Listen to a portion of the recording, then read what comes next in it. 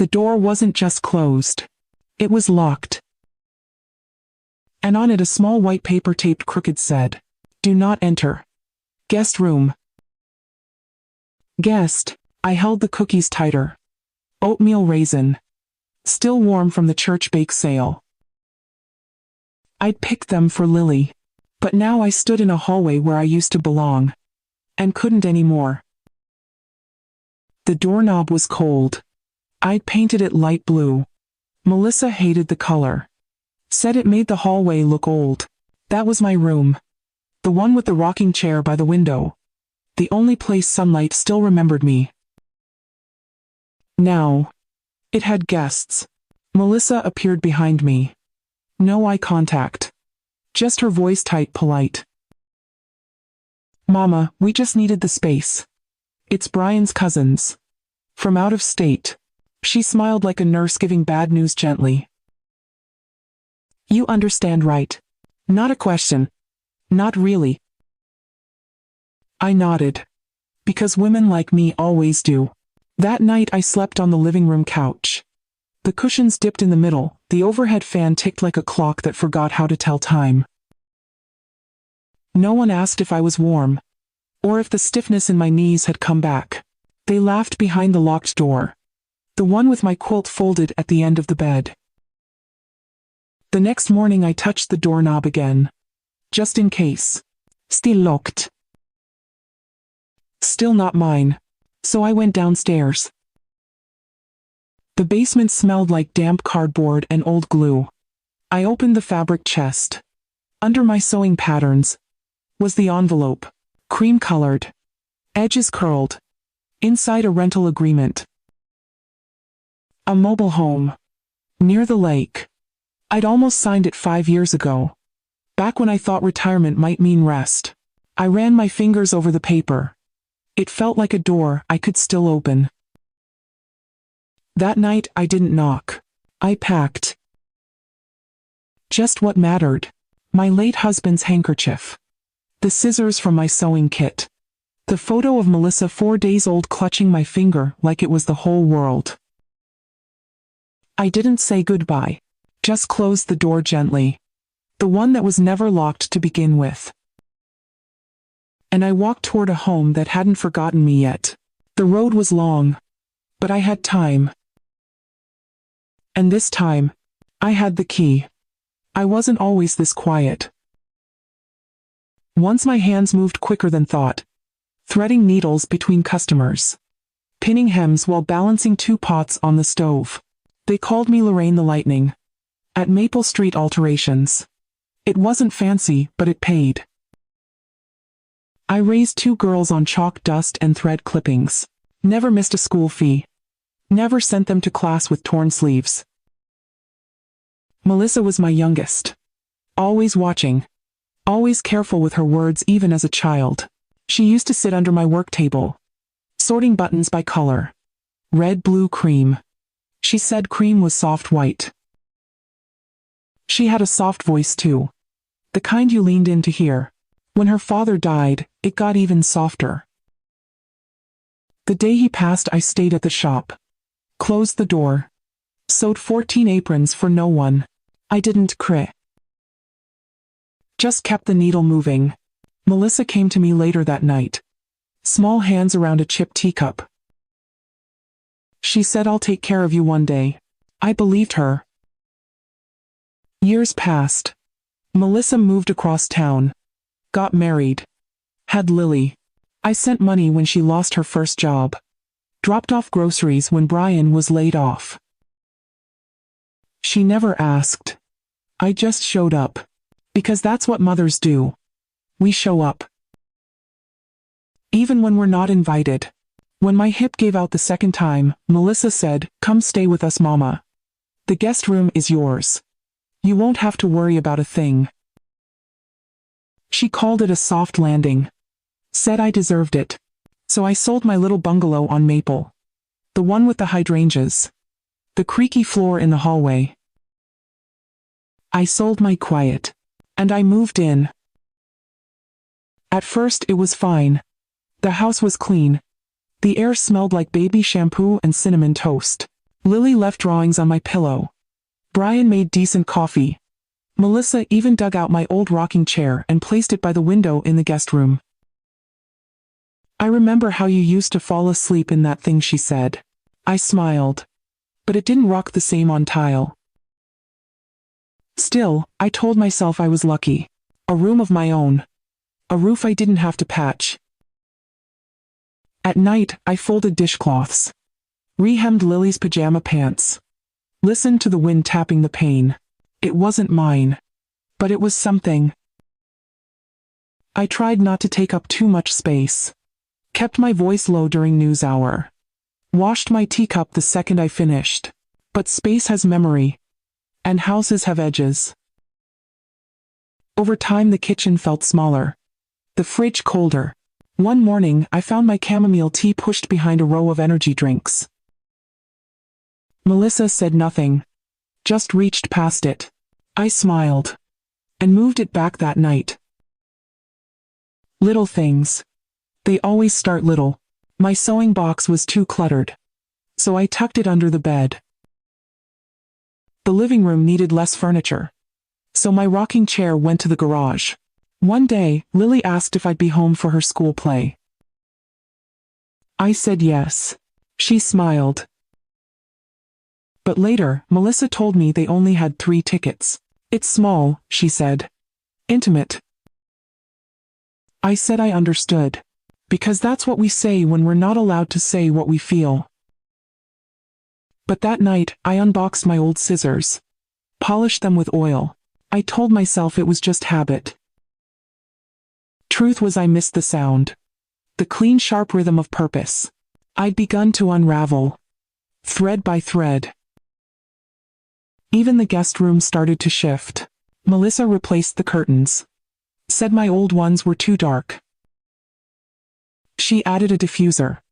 Lavender and peppermint. It gave me headaches. I didn't tell her. Just opened the window when no one was home.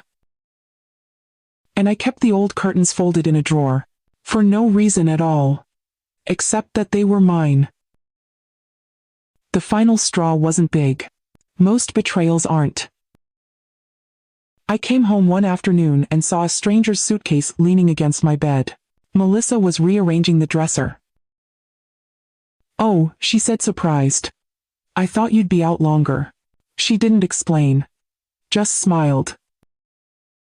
Brian stood behind her quiet. Holding a fold-out mattress. I went back downstairs. Boiled water. Made tea I didn't want. And when they told me I'd sleep on the couch just for the weekend, I nodded. Of course. Only later, when I saw the door locked and the note taped on, did I understand. They weren't making room for guests. They were making room for a version of life that didn't include me. And I was just a whisper they hadn't yet erased completely. But they would. Eventually. Unless I did something first. The next morning I watched the sunrise from the edge of the couch.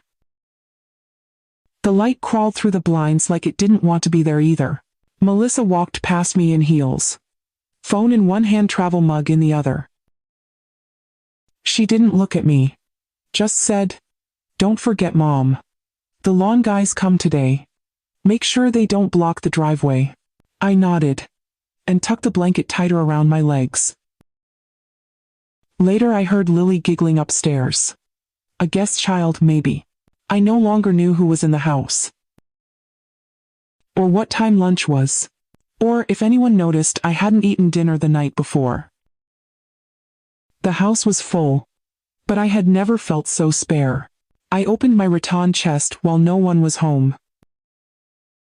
The chest creaked like it remembered me. Inside my old church hat. The one with the tiny pearl net. The wedding invitation from my cousin's girl. Never sent in. Still sealed. And a folded envelope. Cream-colored. Edges soft. My name handwritten in pen. It had been waiting. So had I. I pulled out the rental agreement. It still smelled faintly of lemon cleaner and dust. signed by me 5 years ago. The deposit was small, but the place was mine. Mine if I wanted it. A mobile home near the lake. Quiet. Modest. Unshared. I stared at that paper like it could answer questions. Then I placed it on my lap, smoothed the corners, and whispered, "Maybe it's not too late." That night, I made one call. To the number still saved under Mr. Franklin, Lake Lot. He answered on the second ring. Said my name before I could speak. "I kept it on hold for you," he said. "I figured you'd come back to it when you were ready." Ready? I didn't feel brave, or bold, or angry. I just felt tired of waiting to be remembered. I said yes. He told me he'd clean it up, check the pipes, leave the keys behind the mailbox. I thanked him, hung up, then sat there staring at nothing. A still kind of quiet. The kind that feels like something ending and beginning. I packed the next morning. One small suitcase. No, goodbye. Melissa was at work. Lily at school. I left a note by the sink. "Don't worry. I'm safe. And I won't be needing the guest room anymore." Then I walked out the front door for the last time. The air was thick with pollen. A breeze moved through the trees. And somewhere inside me, a door opened. The trailer was small, but it breathed differently. No footsteps overhead. No voices through the wall. Just the creak of my own body learning peace again. I sat on the floor that first night. No chair yet. Just a folded blanket and the soft scratch of pine needles blown in from the door. It smelled like old wood and lake air. Sawdust sweet. Unfinished. I liked it. It wasn't perfect. The faucet leaked. The closet door stuck halfway. The fridge rattled when it ran. But every sound belonged to me. I unpacked slowly. Scissors on the shelf. Thread box near the window. A photo of Lily taped beside the mirror. She was smiling in that picture. Still little enough to fit in my lap. I made tea, real tea, in a chipped yellow mug I found at the back of the cupboard. No one watched me sip. No one asked me to hurry. I exhaled, and for the first time in months the breath stayed out. Didn't bounce off walls made for someone else. By the third day, I'd swept the floor twice just because I wanted to hear it clean. By the fifth I bought curtains. Nothing fancy. Just cotton. Soft white. Like the buttons Melissa used to sort under my work table. That made me smile. But even here on my own soil the echo of being unwanted followed me. I checked my phone. No messages. Not from Melissa. Not from Brian. Not even a "where did you go?" They knew. And they let it be quiet. It was a silence that stung. Not like fire, more like frost. Slow creeping. A kind of forgetting you feel before it's spoken. I wiped down the windowsill. Set out a plate of crackers. Looked at the empty second chair across the table. And wondered, had I been erased? Or had I let it happen? I used to believe that being quiet was the same as being kind. So I folded myself smaller every year. Bit my tongue at birthdays. At dinner tables. At Christmas Eve services, when they skipped my verse. I thought that made me good. Good mothers don't interrupt. But now in this small space, I could hear the echo of all the times I never spoke up. It hummed low. Like a second fridge I never noticed before. I cleaned the windows twice that week. Rewashed dishes that were already clean. It wasn't just about the soap. It was about proof. That I could still care for something. Even if it didn't thank me. I left the porch light on at night. Not for anyone to find me. Just so I wouldn't forget I was still here. Still home. Still real. There's a loneliness you don't feel until silence finally wraps around you like a blanket you forgot how to fold. One night I made soup. Carrot and barley. Nothing fancy. Just warm. I set 2 bowls out of habit. Then stared at the second one until the steam faded. That bowl stayed full. Untouched. Just like so many parts of me. Later, I opened my phone. Typed a message to Melissa. Deleted it. Typed again. Deleted again. Then I scrolled back to the photo of Lily in the tutu. 4 years old. Tiny hand on her hip like she owned the world. I missed her laugh. The one she made before anyone told her to be polite. I closed the phone and sat in the dark for a while. No television. No radio. Just the creak of the floor and the chirp of something outside. It didn't scare me. It sounded like company. The betrayal didn't end at the locked door. It echoed in the things they didn't say. In the way Melissa stopped calling me mama and started saying my mother like a disclaimer. I noticed it when she posted pictures online. Birthday parties. Picnics by the lake. Even Lily's recital. No sign of me. Not even in the background.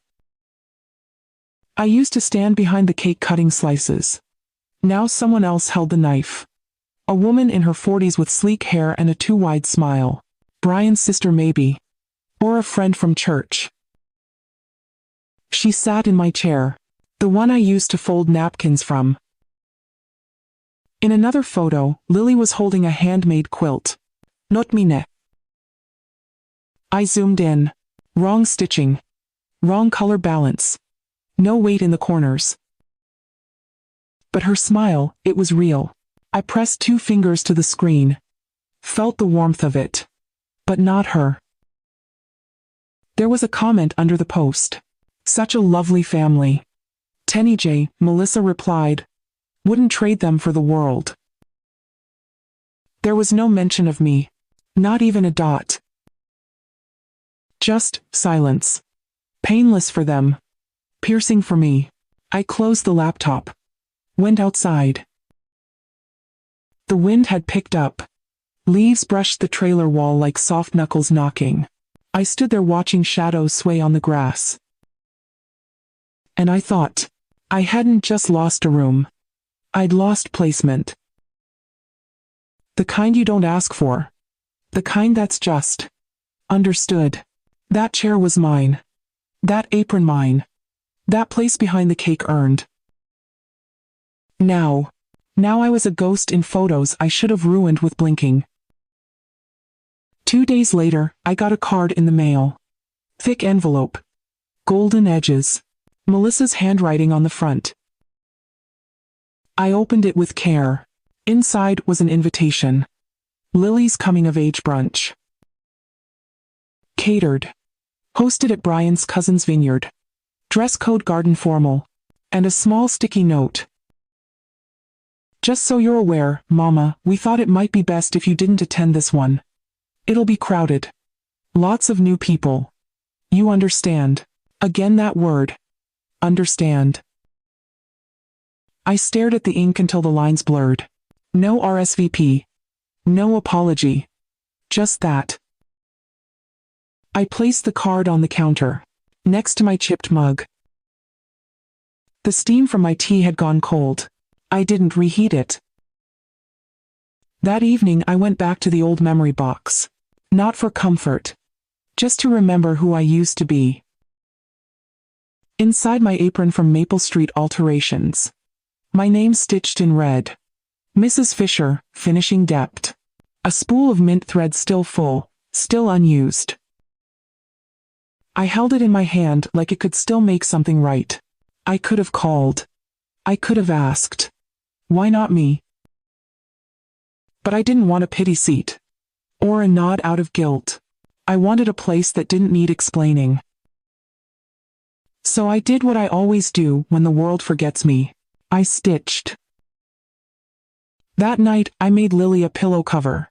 Soft cotton. The kind that doesn't wrinkle when you dream. I sewed her name on the edge. Not big. Just enough. Then I wrapped it in paper. No card. No return address. Dropped it at the post office before dawn. And walked home as the sky turned lavender behind the pines. Later that week, I heard from Ruth next door. Melissa's brunch made the paper, she said, tapping the local section. There was a photo. Full color. Everyone in matching pastel. Laughing. Melissa stood between two women I didn't know. And Lily, my Lily, was twirling. Hair pinned back. Wearing pearls I didn't give her. There was no mention of me. Not even in the caption. Ruth didn't ask. She just handed me a peach turnover and said, "You still make better quilts than anyone I know." I smiled. But inside, I felt like a book pulled from the shelf and never returned. The hardest part was not the brunch. It was what came after. 2 weeks later, Melissa sent a family update. A long message. Group text. No greeting. "Hi all, we've decided to host a legacy dinner this year instead of Thanksgiving. A more meaningful way to honor our roots." My chest tightened. Legacy. That used to be my word. I read the rest in silence. Details flowed: table centerpieces. Favorite family recipes, grandma's stuffing, which wasn't hers. A candle ceremony to honor the women who came before. I scrolled. Looking for my name. Nothing. Then this line, casual and brutal. "Mama's probably more comfortable where she is now. It might be too much travel." Too much travel. I was 40 minutes away. I'd taken the bus last week to get stamps. I could have walked if I had to.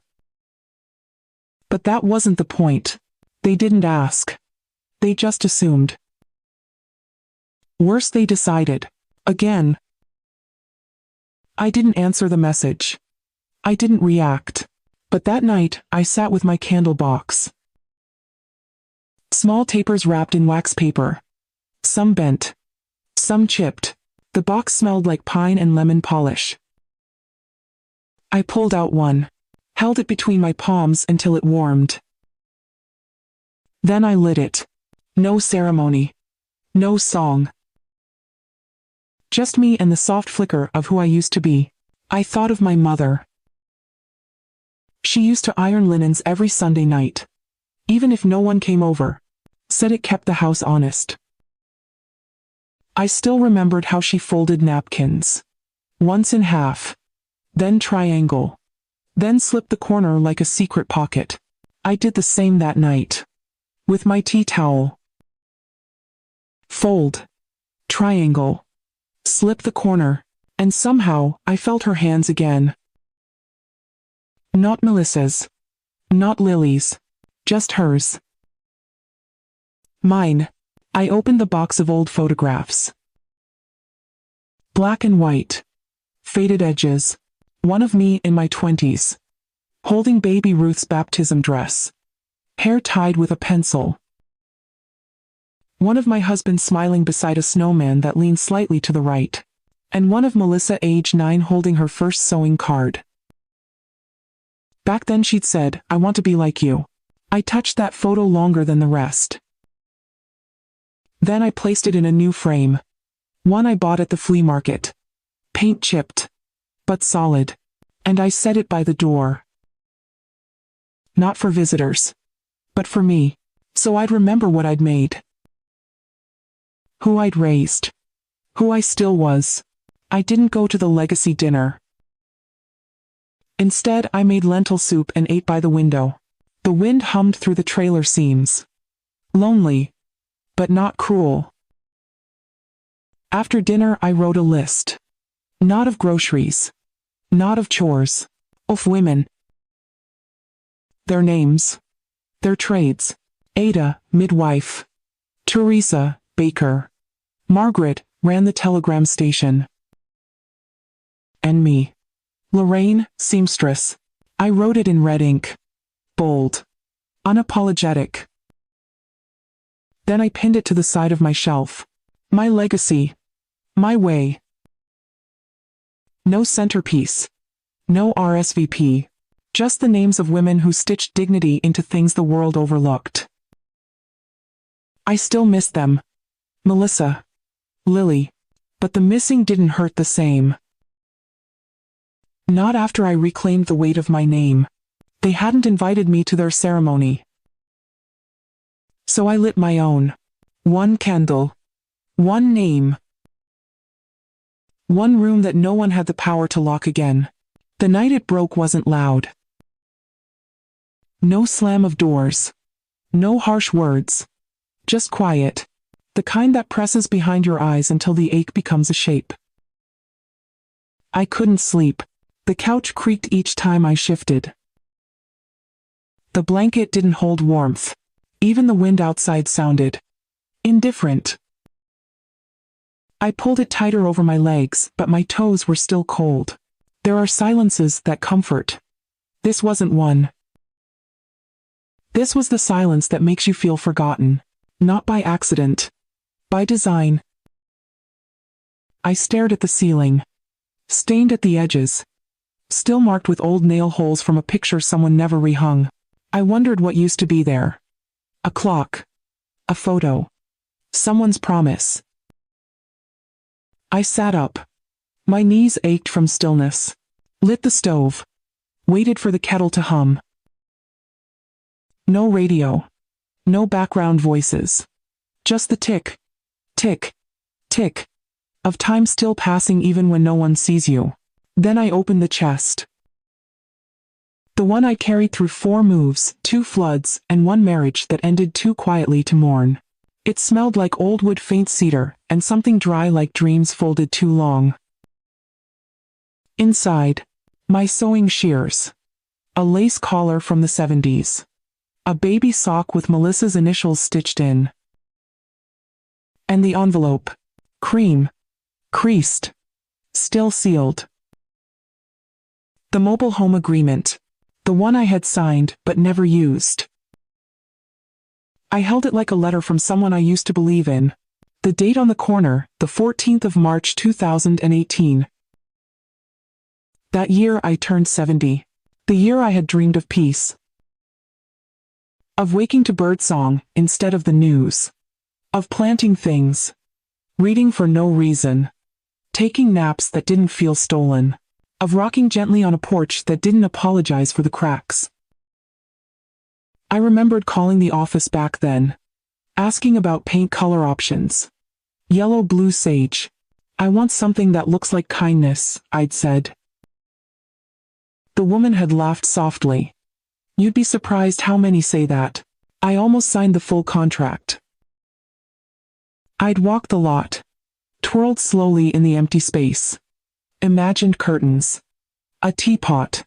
A place to rest. But I hadn't moved in. Melissa had called. Don't be silly, Mama. Live with us. We'll take care of everything. And I believed her. Because I wanted to.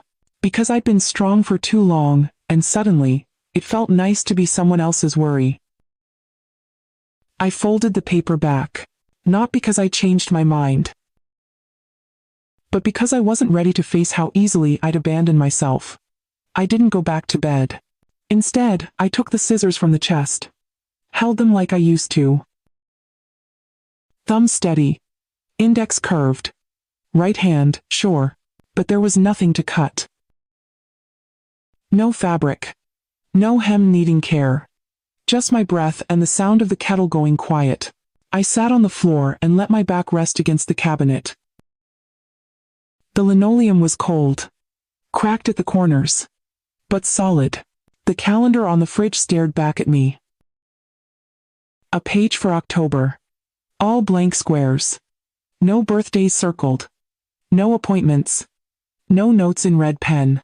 Just a quiet grid of days no one planned for me. And yet I was still here. I ran my thumb along the edge of the scissors. Not sharp anymore. But familiar. I didn't cry. Not that night. I just let the stillness stay a little longer than usual. When the sky lightened, I stepped outside. Barefoot. The grass clung to my skin, damp from dew, cool like linen that never belonged to summer. The lake sat far off in soft blue fog, not calling to me, but not pushing me away either. I sat on the top step, held my mug of lukewarm tea, didn't sip, didn't speak. I just breathed. For the first time in weeks, the air didn't ask me to prove anything. I whispered, "I'm still here." Not to God, not to Melissa, not even to Lily, just to myself. And maybe to the spider, spinning a web between the porch rail and the mailbox. That afternoon I opened a cupboard I hadn't touched in months. Found an old tin of chalk pastels, probably lilies from some forgotten summer visit. I opened it. Colors still bright. Edges worn. I took the ochre stick. Broke a corner. On a torn envelope I drew a line, then another, then a square. A door. A tiny window beside it. A sloped roof. A light above the step. I wasn't drawing a memory. I was drawing a wish. And at the bottom I wrote one word. Threadlight. That name had come to me once in a dream. A house made of light and thread. Where no one knocked. Because the door was already open. Where women like me weren't burdens. Just keepers of quiet things. Menders of forgotten seams. I taped the drawing to the wall. With yellowing masking tape. Crooked. But firm. No announcement. No ceremony. Just a beginning. That night, I didn't sleep on the couch. I laid a quilt on the floor. Not because I had to, but because I wanted to remember what it felt like to choose my discomfort. The ground was hard, but mine. And when I opened my eyes at sunrise, sore-necked, blanket-tousled, the first thing I saw was that little house I had drawn. And I smiled, because for once the day had started with something that came from me. It started with a chair. Not a grand gesture. Just one old lawn chair I pulled from the back shed and wiped clean with vinegar. I placed it on the porch next to mine. It squeaked a little. Its right leg shorter by half an inch. But it held. I didn't leave a sign. Didn't call it anything. Just left it there. Facing the lake. Open. That week, I went into town for peanut butter and thread. The grocery was quiet. Aisles half-lit. Cool air humming through vents like the hush of tired breath. I passed the clearance shelf. Stale crackers. Crushed cereal boxes. And 3 jars of apricot jam marked 80% off. That used to be Henry's favorite. I picked one up. Held it to the light. The golden swirl reminded me of Sunday toast and quiet apologies we never quite said aloud. I must have stared too long, because a voice behind me said hard to pass up at that price. I turned. A woman. About my age. Hair gray but neat. Eyes soft but guarded.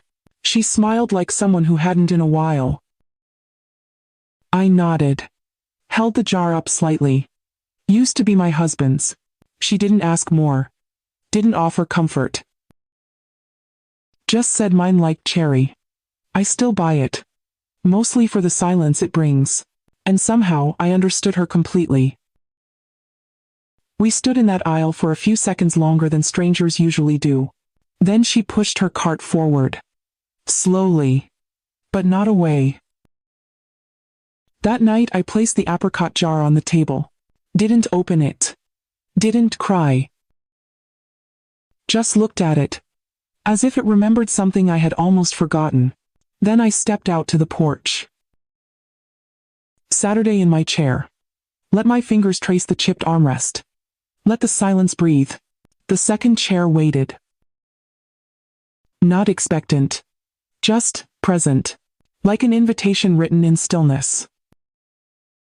The next morning, I made 2 cups of tea. Not because someone was coming. Just because I wanted to believe someone might. Chamomile. with a slice of orange peel. I placed 1 cup on the small table between the chairs. Let the steam curl into the air. Then I waited. Didn't knit.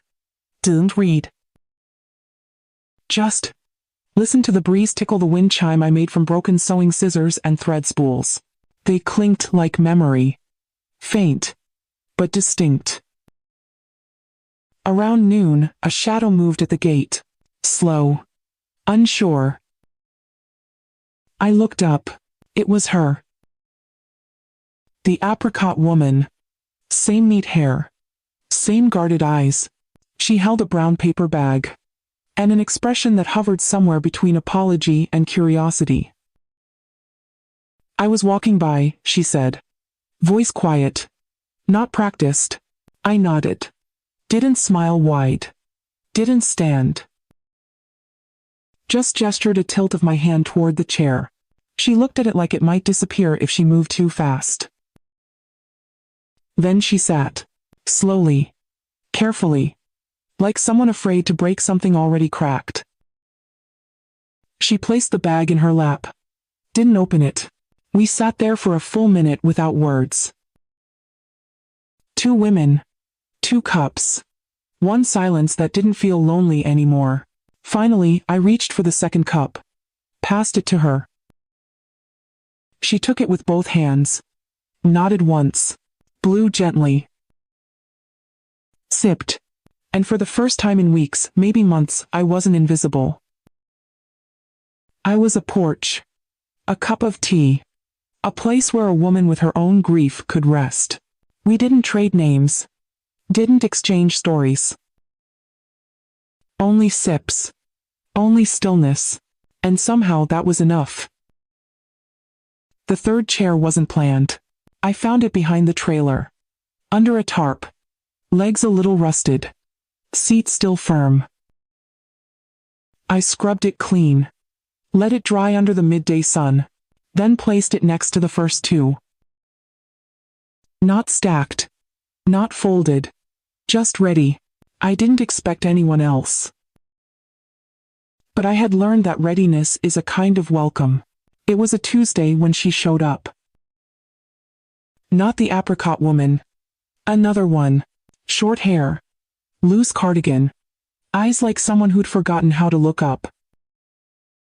She stood at the gate for a long time. Didn't move. Didn't wave. Just looked. I didn't say a word. But I reached behind me and set out another cup. Steam rose. Soft and slow. And maybe that's what she saw, because a few moments later she opened the gate and walked toward us. Her steps were uneven. Not from age. From caution. I recognized that kind of walking. The kind people use when they're not sure if they're allowed to stay. The apricot woman shifted slightly. Not away. Just enough to make room without making it obvious. The new woman sat. Didn't ask if she could. Didn't apologize. She just settled. I handed her the 3rd cup. She took it with trembling fingers.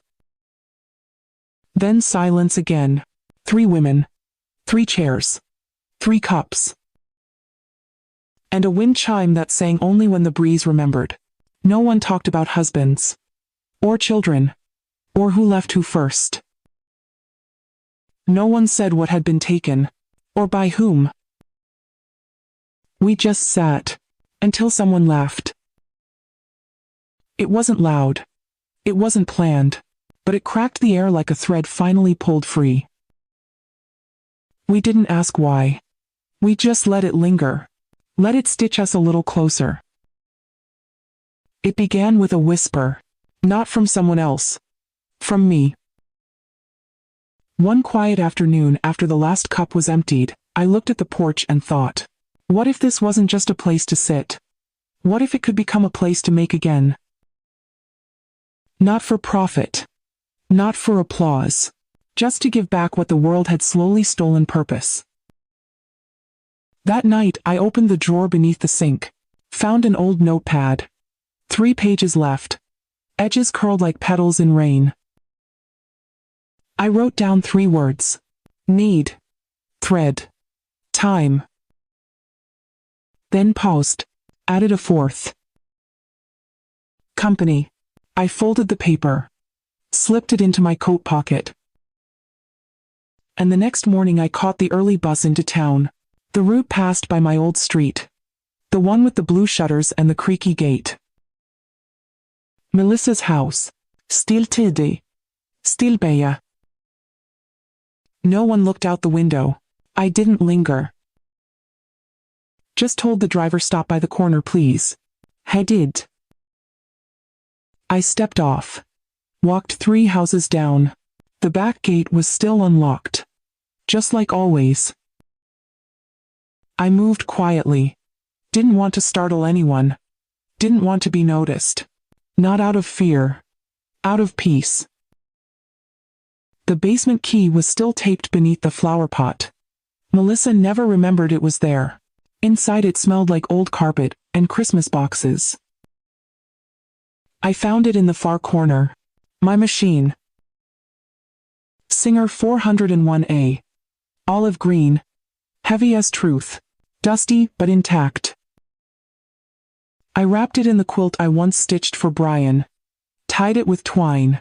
Then left the way I came. Back on the bus I sat by the window. Didn't look back. Didn't wave. I just rested my hand on the weight beside me. And for the first time in a long, long while, I felt equipped. I set the machine on the kitchen table. Cleared the salt shaker, moved the tea tin, brushed away crumbs from yesterday's bread. It looked strange there. A thing from another life taking root in this one. But it fit. Somehow. I oiled the wheel. Ran a test stitch on an old hand towel. It caught at first. Then slid smooth. Like a river remembering how to run. That afternoon she came again. The apricot woman. She didn't say hello. Just paused by the doorway and watched the needle move. I didn't explain. Didn't narrate. Just kept stitching. Her eyes followed the thread. Not curious. Almost reverent. After a moment, she stepped forward. Do you still have pins? She asked. I nodded. Opened the little tin with the daffodil lid. She smiled. A small one. Tucked into the corners of her mouth like a folded note. Then she sat. Not in the porch chair this time. But across from me. At the table. The next day, a third woman came. The one with the loose cardigan. She brought fabric. Cut pieces. Neatly folded. Tied with a shoestring. She didn't ask if she could join. Just placed the bundle down and said, "These used to be my curtains." I looked at the pattern. Faded roses. Edges soft with sun. They had lived a life. I touched the hem. Nodded. Let's give them another one. By the end of the week we had made 3 pillowcases, 1 tea cozy and a curtain for the back window. None of it matched. But everything had a story. The thread never ran straight. The stitches leaned. But they held. And in the quiet hum between us, I heard something returning. Not youth. Not approval. But rhythm. Purpose. Hands that once wiped tears, now steadying fabric. Eyes that once watched doors close, now watching patterns bloom. No one asked what we were doing. And maybe that's why it worked. We never called it a circle. There was no flyer. No sign at the mailbox. No welcome mat. Just one more chair pulled to the table. One more pair of hands brushing crumbs before the stitching began. By mid-October, there were 5 of us. Not every day. Not all at once. But often enough that I moved the lamp from the bedroom to the kitchen. So we could see better after sunset. So we could keep going even when the outside world went dim. One brought buttons. Another brought stories. Small ones. About coffee spilled on lapels and sons who only called on holidays. We didn't fix everything, but we listened, and sometimes that held better than thread. One evening, someone asked, "What is this place really?" We all paused. The machine kept humming. Steam from the kettle rose between our cups. I answered without thinking. Not with a sentence. Just a word. Threadlight. It landed like a breath we'd been holding. Soft. Clear. Then the woman beside me said, "Then we're the circle." And we laughed. Not loud. Not sharp. But full. The kind of laugh that doesn't need permission. That night after they left, I stood at the porch. Looked at the window. Lit from within. Curtains slightly uneven. Pillow propped on the chair. No applause. No announcement. Just warmth. That lingered. I thought about all the rooms I was once locked out of. All the dinners I wasn't invited to. All the birthdays they celebrated without my name. Then I looked back at the table behind me, and realized I'd built a room they couldn't lock, because it didn't need a door. Just thread, light, and the courage to begin. The knock was unfamiliar. Too sharp to be one of the women. Too rushed to be neighborly. I wiped my hands on a tea towel. Opened the door. Melissa. Hair pinned up. Phone in one hand. Keys in the other. She didn't hug me. Didn't ask how I'd been. Just said, "Mom, I need a favor." The word hit harder than I expected. Mom.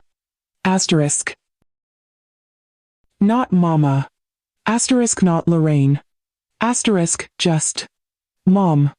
Asterisk. Like a label from a forgotten drawer. She glanced around the porch. Eyes brushing the thread tin, the worn cushions, the woman folding fabric at the table. She didn't smile. Just added, "Brian's out of town. I've got a full week of conferences. Can you take Lily for a few days?" No apology. No warmth. Just a request wrapped in convenience. I looked at her. The daughter who once braided my hair at the kitchen table. The child I stayed up for when she had night terrors.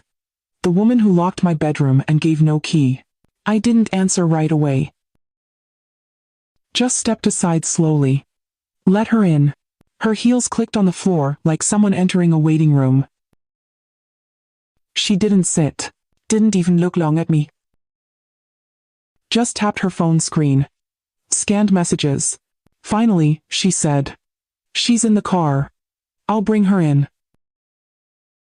I nodded. Once. But inside a thread pulled tight.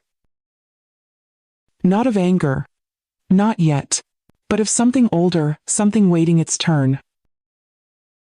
When Lily walked in, she lit the room without knowing. Hair a mess. Shoelaces untied. Cheeks smudged with something sticky. She looked up at me and smiled. "Hi, Grandma." And for the first time in years, I felt the title fit again. Not because her mother needed me, but because her eyes still knew who I was. I reached out, wiped her cheek with the corner of my apron. Then turned back toward the sewing table, where the fabric waited, where the light held steady, where my story had already begun without them. Lily settled in like she'd always belonged. She asked if the wind chime had a name. I told her no, but maybe she could give it one. She called it Button Bell. Then giggled like she'd invented something important. Maybe she had. Melissa didn't stay. She looked at the women cutting fabric. At the patchwork curtain. At the pot of soup, steaming gently. She asked, "Do you do this every day?" I nodded. Didn't explain. Didn't offer. She ran a hand along the table's edge. Then picked up a spool of blue thread. Held it for a moment. Like it might say something. Then put it down. "I'll call in a few days," she said. I nodded again. Still no words. She left without hugging Lily. Without looking back. The door clicked softly behind her, but no one flinched. That evening, Lily helped me pick herbs from the side garden. She carried the basket like it was full of treasure. Rosemary. Thyme. 3 lemon leaves. She asked if she could help stir the soup. I handed her the wooden spoon. Her small hand fit awkwardly. But she was careful. Concentrated. The apricot woman watched. Then smiled. She's got your steadiness, she whispered. I said nothing. But the words settled warm. Later, when Lily fell asleep on the porch chair wrapped in an old shawl, the women stitched quietly by lantern light. One of them said, "She's lucky to have you." I traced a seam with my finger. Then replied, "Maybe she's not the only one." No one answered. But the silence that followed felt like agreement. That night I tucked Lily into the guest cot. The one I'd built from crates and quilts. The one no one had ever asked to sleep in until now. She opened one eye as I laid the blanket over her. "Grandma," she whispered, "your house feels like something's breathing." I didn't understand at first. Then I did. It wasn't just her imagination. Threadlight was alive now. Not with electricity, but with presence. With permission. With women who had once been told to shrink. And now, simply sat upright. Melissa came back on a Thursday. Not early. Not late. Just enough to remind me she still worked on her own clock. She knocked. Less sharp this time. I opened the door. Lily ran past me, arms outstretched, face full of sun and sleep. "Mommy." Melissa caught her, but her eyes were over Lily's shoulder. Taking in the porch. The open scissors. The laughter inside. She blinked. Not in judgment. In surprise. I handed Lily her backpack. Then turned to the shelf near the door. Took down a small cloth bundle. Tied with faded ribbon. Melissa raised a brow. "What's this?" I placed it gently in her hand. Something that took me longer than it should have to finish. She untied the ribbon. Unfolded the cloth. A napkin. Linen. Ivory white.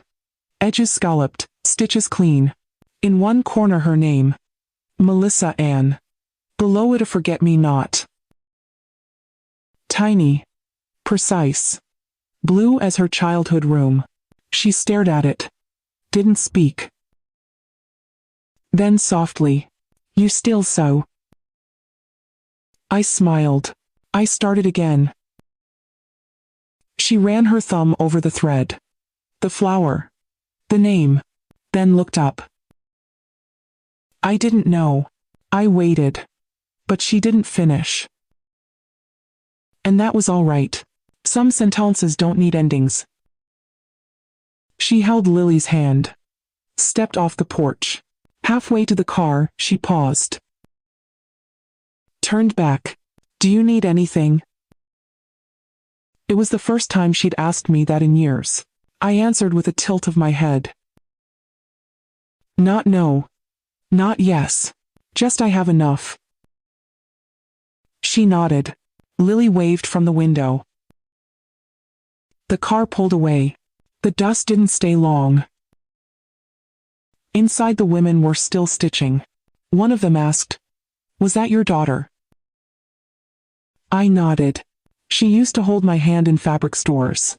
Now she forgets how soft cotton feels. No judgment.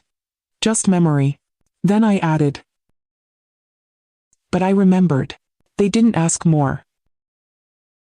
They didn't need to. Because justice here wasn't about payback. It was about presence. About not shrinking when the past returns. About handing back the name they once used to disappear you, and saying, I never stopped carrying it. But now I write it in my own thread. The first frost came quietly. It dusted the porch railing with silver, turned the grass crisp under bare feet. I stepped outside in my flannel slippers, tea in hand, and let the cold bite gently. It didn't hurt. It reminded me I was still here. Still feeling. Threadlight had changed. Or maybe we had. The sewing table was never empty now. Someone was always mending. Or making. Or just sitting with thread curled loosely between tired fingers. No need for small talk. Sometimes hours passed without a word. And in that silence there was dignity. The kind I hadn't felt even in rooms where people said my name but never looked me in the eye. Some nights when everyone had gone home, I'd sit alone by the window. Look at the porch light. Watch moths bump softly against the glass. And think. What if I'd never left that locked room? Asterisk. What would have remained of me? A chair without a name. A drawer of unopened napkins. A history folded into someone else's schedule. That thought used to terrify me. Now it made me braver. Because I hadn't disappeared. I had resurfaced. I kept the napkin Melissa never returned. Folded it again. Tucked it into a drawer beside my journals. Not out of spite. But because her name still mattered. I stitched it not to remind her but to remind me. That once I loved fully. And now I loved wisely. Tuesdays became my favorite. That's when Lily came after school. Shoes muddy. Knees scuffed. A new leaf or rock always in her pocket. She sat with us like she belonged. Because she did. She didn't so much. But she asked questions that made us pause. Why does that thread go crooked? Why do grown-ups sigh when no one's looking? Why do you keep all the broken scissors? One day, she pointed to the porch and said, "You should put up a sign." I laughed softly. What would it say? She tilted her head. Then whispered, "Something true. So the sad people find it." By November, we added a bulletin board in the kitchen. Just cork and push pins. But it bloomed. Notes. Poems. Grocery coupons. A prayer in Spanish. Photos of women when they were girls and no one had told them to shrink. And one morning someone pinned a map. Tiny. Child's pencil lines. Curves and dots. At the bottom, a heart.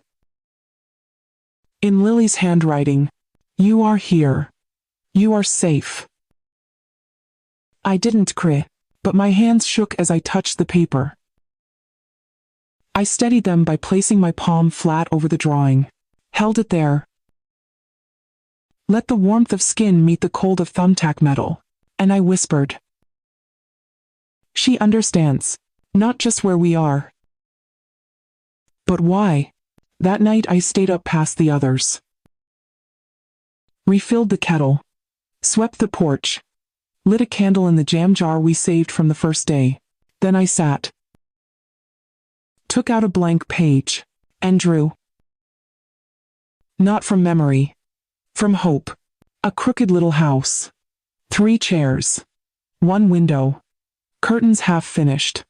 Thread spools hanging like wind chimes. And down the path, 5 hearts. 1 for each woman who chose to sit. To stay. And 1 more. Not yet filled in. Not for someone I knew, but for someone still wandering. Still wondering if she mattered.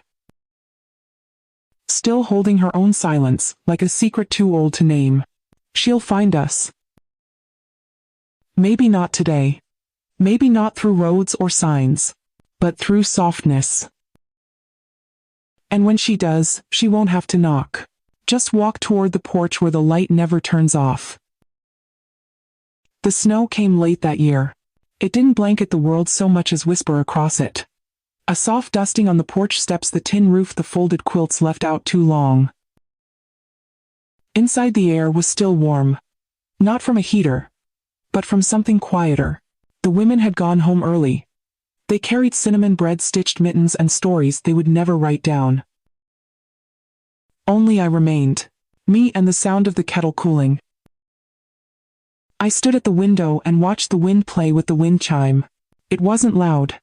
Just that gentle clink of wooden spools and rusted scissors nudging each other like old friends. That sound had once meant solitude. Now it meant company. Not the noisy kind, but the kind that lingers after you stop asking for it. I thought of Melissa. Not with bitterness. Just distance. We hadn't spoken since she picked up Lily. She left a thank you note on a napkin. Folded neat. 3 words. No signature. I didn't need one. Because I no longer needed her to understand me, for me to understand myself. That was the difference. I walked to the corkboard near the back door. Lily's map was still there. Edges curled. Heart smudged. But it held. Beside it I pinned a new scrap, a fabric square with gold thread. Blank except for 3 stitched words. You still matter. No author. No explanation. That was the point. Sometimes I imagine a woman finding her way here, just because she followed a sound, or a smell, or the way the light hit the window. She won't knock. She won't need to. She'll walk in, set down her bag, and I'll point her toward the kettle. She'll sit, not say a word. And we'll begin again. No welcome speech. No instructions. Just presence. And a place to place things down. Like grief. Like silence. Like thread. The wind shifted just slightly. The old porch bell gave a single soft ring. Inside the kettle had long gone cold. But the chair beside mine stayed warm. Not from fire. From presence. I once thought legacy had to be passed down. Now I know. Sometimes it can be built sideways. Shared, not inherited. Quiet but solid. And when the world forgets your name, you can still stitch it back into the story thread by patient thread. What kind of home would you build if no one ever thanked you for it? We'd love to hear about it in the comments. You are not alone. Your presence matters. Subscribe to Grandma Radio, where every story is a second chance.